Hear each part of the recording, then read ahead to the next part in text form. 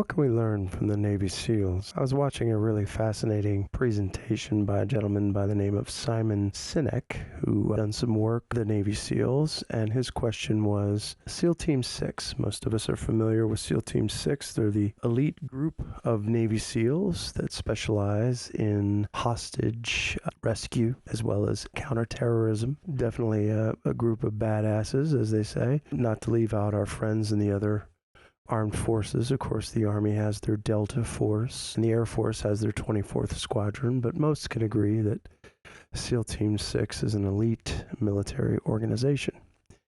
And the question is, how do you pick the best of the best?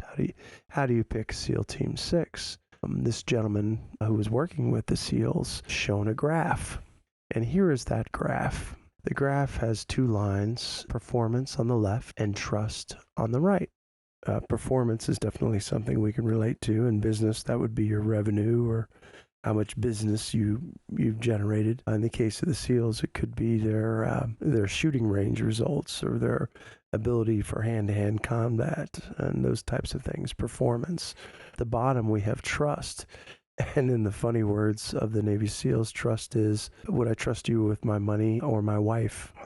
So this kind of relates to something that I have going on in my personal life, which I'll bring up in a moment. But if you look in the upper right corner, high performance, high trust, we'd all want to work with somebody like that, right?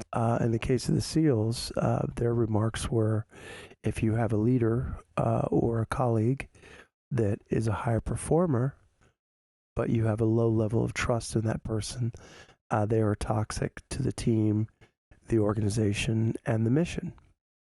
And I'm going to expand on that in a moment. But the SEALs go on to say they would rather choose somebody with medium performance or even low performance if they have high trust in that person.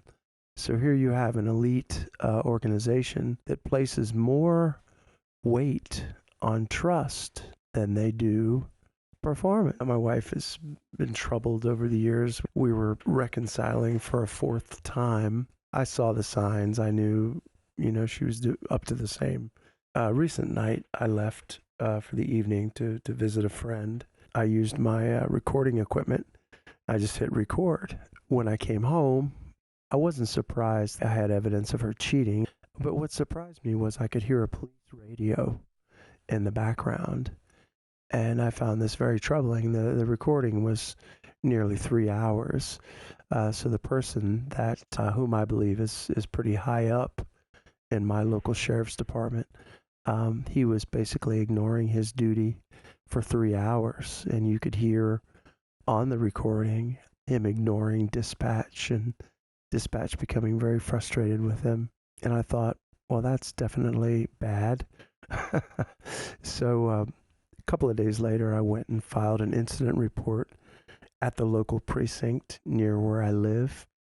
And the deputy who accepted my incident report and listened carefully, I thought was being helpful. He didn't give me an incident report number or anything, and I didn't think anything of it at the time, but no one called me for a couple of days, and I thought, well, that's curious. Why did they call? I realize now that that deputy probably thought he could score some points with a leader that has low trust. That's how leadership can rot an organization from the inside out when employees believe that they're going to get ahead or they're going to score points by supporting their dishonest behavior. This is the most compelling quality in a person. And if your organization has someone or more than one person that is low trust, that is in a position to lead, they just can't do it. They're toxic. They're toxic for that organization, and it filters down to the day-to-day activities of the rank and file employees, which is exactly what happened when my incident report was buried. That employee thought that he would get further ahead by doing the wrong thing than doing the right thing.